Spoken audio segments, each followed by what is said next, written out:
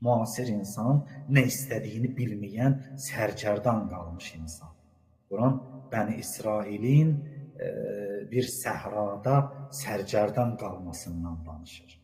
Nə üçün idi bu? Çünki onlar nə istədiyini bilməyən, düzgün istəkləri olmayan bir qövm idi.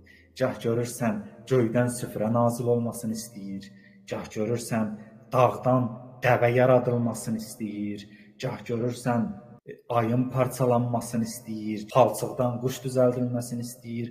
Bunları niyə istəyirsən?